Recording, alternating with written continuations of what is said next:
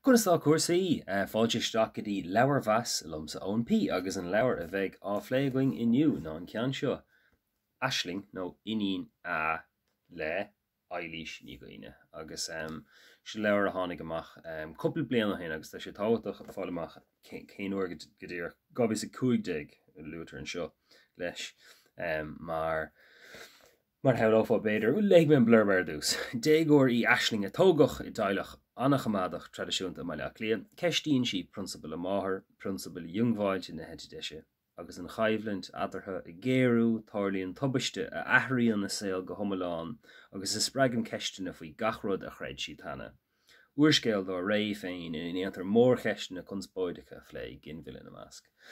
Mar sin ní bhillig mé leabhar ar trí lua gurbéis sin is bunús leis agus caithe mar beidir le me seo rábhlíon ó hin na mar sin ó hin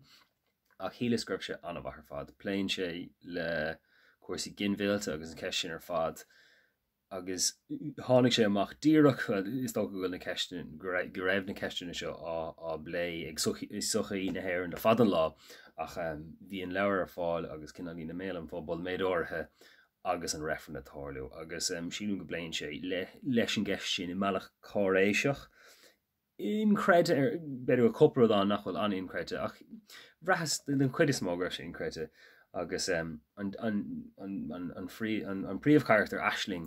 hílasgur sin incréite. Nis is cuinnú gur léas roint daoine cháin roint den chorcha go bhí gceist. Bhí daoine dúirt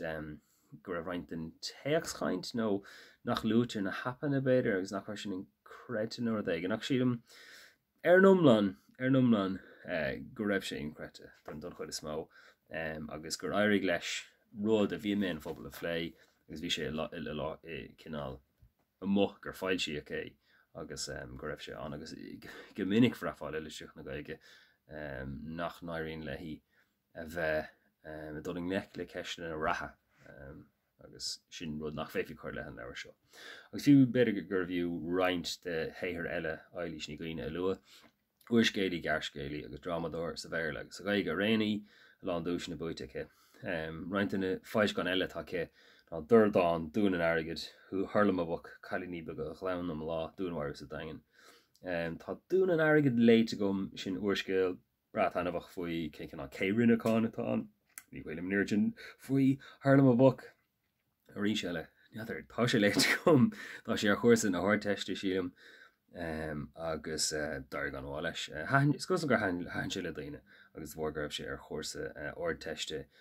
beidir go raibh léamh agus díal níos mó ar ná mar bhíon ar leabhar áda heile. Ach an leabhar seo bhrethas gur bhhaithna go mar roioine cinál le déach bheith cosú leis an duine seo nó tá sé lunathaim le clia a rí sé lei sin rud nach déon de na gaigh le chom minic sin ach is blá clia bhfuil leithna go marthaí agus ar mán sin chreideán hí is gur fléisi le rud amach incréide. Bhí 5 ára gom leis an deire le rudí ortha an ach tá daoine mar sin an bhí daoine mar sin an phléise ceist antáhaach a meach spéisiúil trá a raibh sin táhaach agus sin é aisling nó Iníon a le eilís ní gaoine agus bin é leabhar-mheas lumsa ón bíamarchu slán tamlín.